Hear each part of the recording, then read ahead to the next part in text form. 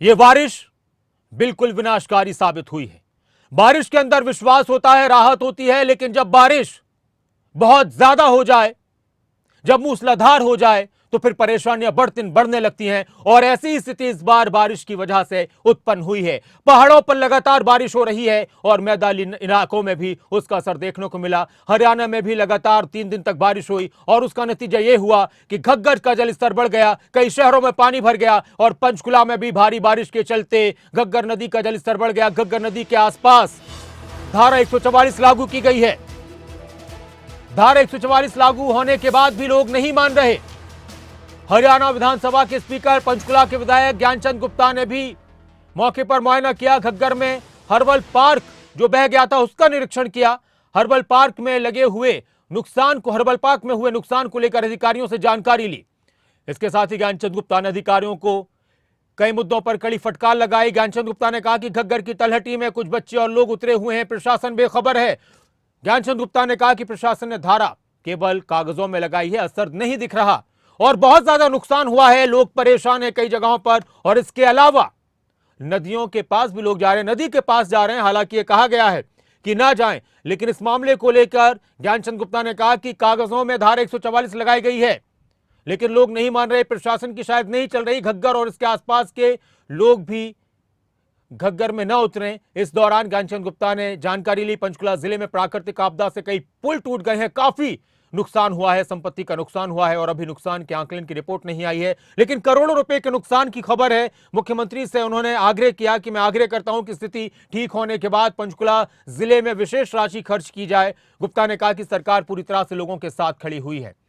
हमारे साथ ज्ञानचंद गुप्ता जी जुड़ चुके हैं, हरियाणा विधानसभा के स्पीकर, पंचकुला के विधायक। नमस्कार ज्ञानचंद जी। नमस्कार। नमस्कार नासिर जी। जी कैसे हैं सर? और आज आप पहुंचे थे क्षेत्र का मुआयना करने के लिए। स्थिति काफी गंभीर है, लेकिन उम्मीद है जल्द हालात सुधरेंगे। तो सर क्या क्या देखा आपने आज?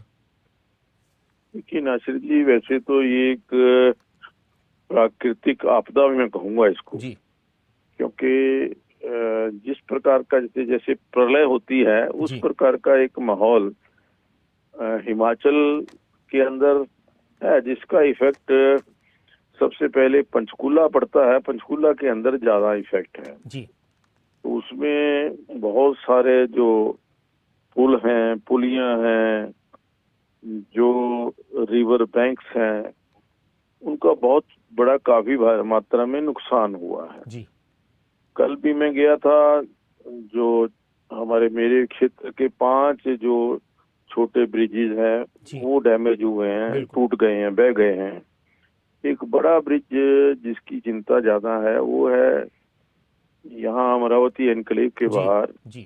वो उसका वो भी वो टिल्ट कर रहा है। तो उससे मुझे लगता है कि पूरा जो हिमाचल का ट्रैफिक है उसके ऊपर प्रभाव पड़ सकता है।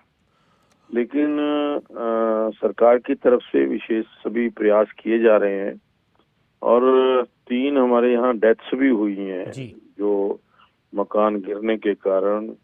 कुछ जो हमारे पशुधन है कोई 10-12 उनकी भी डेथ्स हुई हैं जो मकान गिरने के कारण।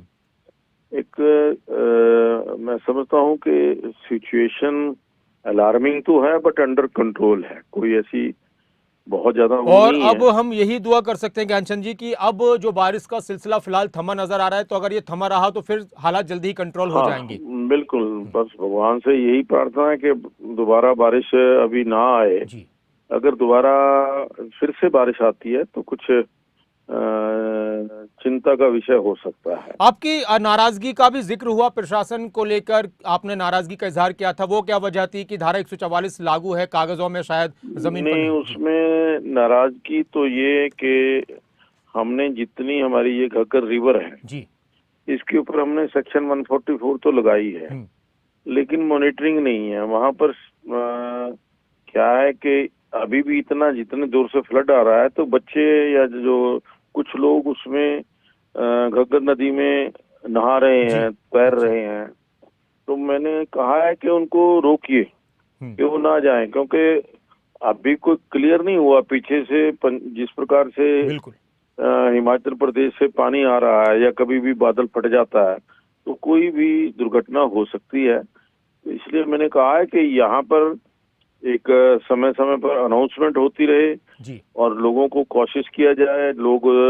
कुछ लोग जो हैं अपने पशु भी उसमें घग्गर में छोड़ रहे हैं, जी तो उनको भी रोका जाए। तो मैंने डीसीपी साहब से कहा है कि इसके ऊपर विशेष वो ध्यान दें।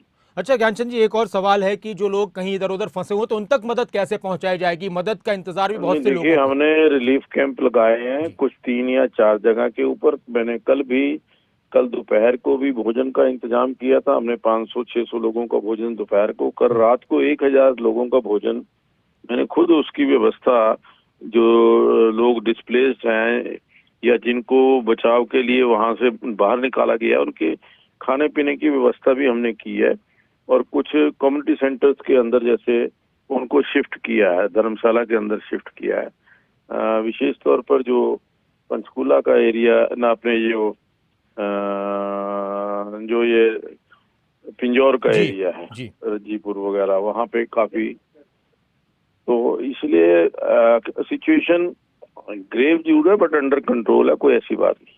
बहुत शुक्रिया हमारे साथ जुड़ने के लिए, और ये सिचुएशन अंडर कंट्रोल रहे यही सबकी दुआ है। ज्ञानचंद गुप्ता जी ने निरीक्षण किया, लेकिन साथ में कुछ लापरवाहियां नजर आई थी प्रशासन की, तो उसको लेकर उन्होंने प्रशासन को लेकर नाराजगी जताई।